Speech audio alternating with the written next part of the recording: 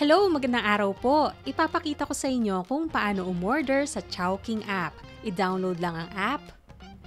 Pag humingi sila ng permiso, katulad nito, okay lang yan para mas madali ang pag-deliver. Ayan, so pwede nyo i-explore ang features ng app.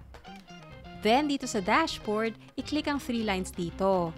Tapos, i-click ang sign in/sign up. So, pwede kayo mag-sign up gamit ang email or Facebook. So, sa akin, sa email.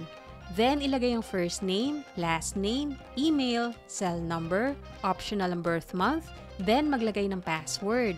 Kung gusto nyo makatanggap ng information tungkol sa Chowking, pwedeng i-click ito, then continue.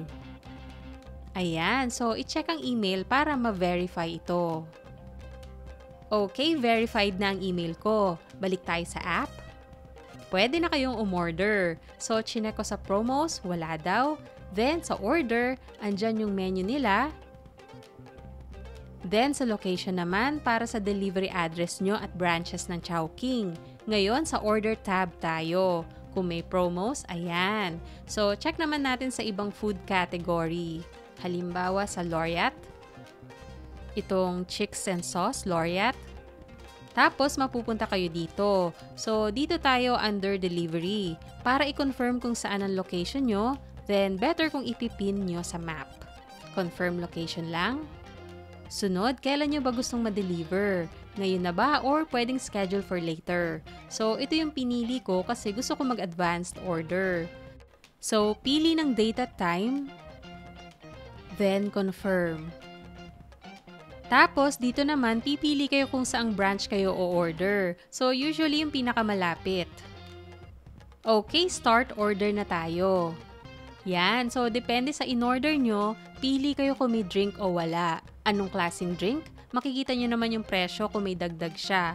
Or baka gusto nyo ng add-ons. No thanks kung hindi. So, dito makikita nyo yung cart nyo. Parang may notification kasi may order ka. Andyan yung address na nilagay nyo kanina. Better kung may additional details yung address para mas madaling mahanap ng delivery rider. Or dito sa driver instructions kung may iba pa kayong gustong linawin sa inyong address.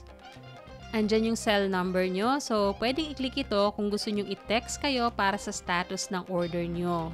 May suggestion pa rin kung gusto nyo ng add-ons.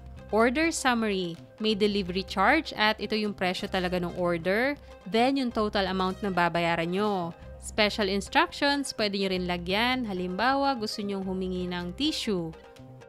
Pwede nyo rin i-click ito kung gusto nyo ng mga kubyertos. Pag okay na, click natin ang checkout. Ayan, so i-check mabuti ang lahat ng detalye kung tama. Kung may senior citizen card or PWD card kayo, pwede nyo siyang i-avail para magka-discount. Depende sa order nyo. Pangalan at ID number ang ilalagay dyan. Then, ipakita nyo lang pag dumating na yung order. Pag promo, hindi siya applicable.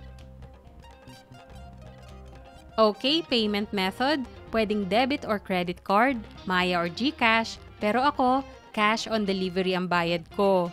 Tapos kung magpapasukli kayo, ilagay nyo kung magkano ang ibabayad nyo na susuklian. Then, continue. Swerte kung may promo code kayo. Pwede nyo siyang ilagay dito. Okay, order summary ulit. Pag okay na ang lahat, i-click natin ang place order. Ayan, so naka-order na ako. Hihintayin ko na lang siya. Magno-notify naman sa text ang Chowking kung ano ng status ng order ko. Sa dashboard, may update sila sa order. Pero napansin ko, kanina wala dito sa promos tab. Pagka-order ko, may promos na. So, di ko sure kung bug ng app, pero next time ko na lang i-avail. Kasi pagka-deliver ng order ko, nawala ulit yung promos. Sana ayusin ito ni Chowking.